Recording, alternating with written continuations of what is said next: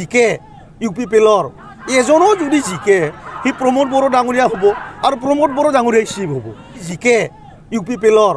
এজনো যদি জিকে সি প্ৰমোদ বড়ো ডাঙৰীয়া হ'ব আৰু প্ৰমোদ বড়ো ডাঙৰীয়াই চিফ হ'ব গতিকে ইয়াত আৰু কি কথা আছে আৰু আজিৰ দিনত আপোনালোকক কৈ পেলাই ভাল পাম আজিৰ দিনত সমগ্ৰ BTR আমি 32টা সিট আমাৰ কমফৰ্ট একেবাৰে লাখ লাখ মানুহ সাজু হৈ আছে ভোট দিবলৈ ৰঞ্জিত দাসে 18খন আসনৰ বাবে যুদ্ধ কৰি যুদ্ধ 18 কিয় 39টাত কৰিব লাগিব সকলে 40টাত কৰিব লাগিব যুদ্ধটো হিচাপ কৰি যুদ্ধটো কিয় কৰিব লাগিব তাই যেমান পাৰে নিজৰ দলটো ষ্ট্ৰং কৰাৰ কাৰণে এক্সাৰসাইজটো কৰি থাকিব লাগে আৰু গণতন্ত্ৰ দেশত সকলো অধিকাৰ আছে আৰু সেইটোৱে বিচাৰিছিলোঁ ইয়াৰ মুছলমানবিলাকৰো সমান অধিকাৰ হওক ইয়াৰ অসমীয়া হাৰচাবিলাকৰো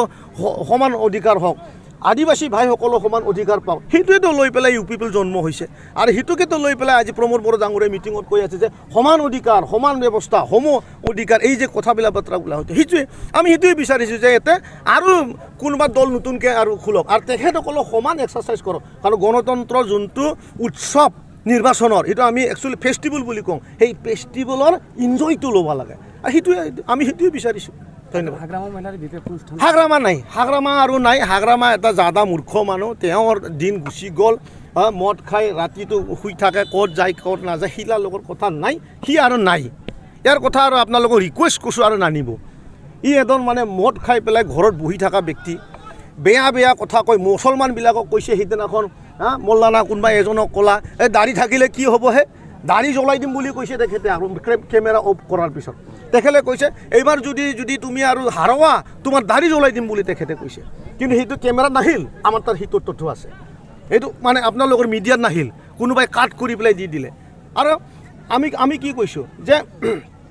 বড়ো বা কোনোবা জনগোষ্ঠীৰ যে মানুহসকলে যে জইন কৰিছে তেখেতক কি কৈছে যদি হাৰে চেণ্ডেলৰ মালা পিন্ধাম আজি ইমান মানে ননচেন্স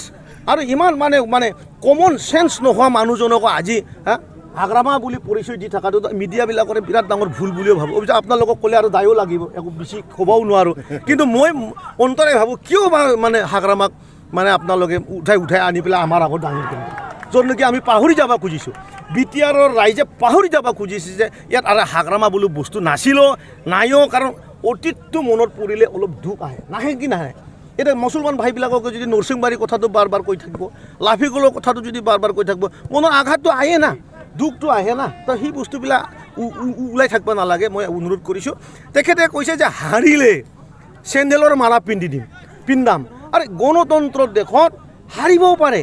হয় না নহয় নিজৰ এক্সাৰচাইজ কৰিব ফ্ৰীডম এটা এনজয় কৰিব ইণ্ডিপেণ্ডেণ্ট কেণ্ডিডেট থাকিব কোনোবাই 10জন মানুহ লৈ পেলাই প্ৰথমবাৰৰ কাৰণে দলটো গঠন কৰাৰ চেষ্টা কৰিব বহুত ধৰণৰ ইয়াত এংগুল থাকে গতিকে হাৰিলে চেণ্ডেল মালা পিন্ধিম বুলি কৈ মানুহক সমাজৰ আগত সেই ব্যক্তিবিলাকৰ কেনে এটা মনত পৰিছে গতিকে তেনে এটা বুৰ্বক মানুহ ননচেন্স মানুহ ইগৰে ভৰা মানুহ এটা মানে ধুৰন্ধৰ ৰাক্ষসৰ দৰে মানুহটোৰ লগত আৰু কোনো এজন মানুহ থাকিব নালাগে সেইটো আপোনালোকৰ মিডিয়া আকৌ মই এবাৰ কৈছোঁ ধন্যবাদ